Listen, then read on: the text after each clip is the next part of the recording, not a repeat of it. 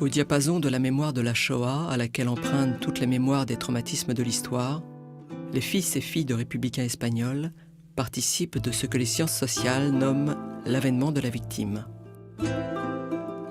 Celle-ci impose de nouveaux emblèmes. Ainsi, le soldat fauché par une balle sur le champ de bataille, immortalisé par Robert Capa, est aujourd'hui peu à peu remplacé par le cliché d'une famille sur les chemins de l'Exode, d'un petit garçon, Amadeo, et d'une petite fille, Alicia. Je connaissais la photo. C'est encore une histoire bouleversante d'une famille qui est détruite, en quelque sorte, puisque la mère meurt dans un bombardement et deux des enfants perdent une jambe dans ce bombardement.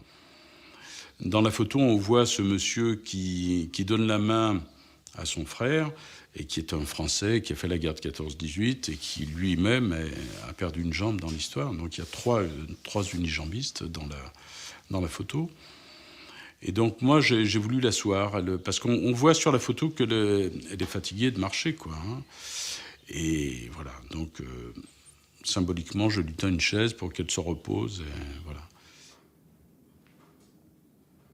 Et je pense que le fait, moi, d'être imprégné de ça, en quelque sorte, j'ai trouvé le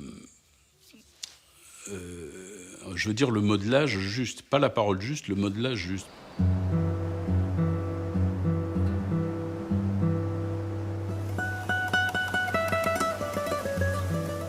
La place accordée aujourd'hui à la victime, à l'interné, donne sens à certaines polémiques et crispations. L'une des plus sensibles est sans conteste celle que cristallise l'usage de l'expression « camp de concentration ».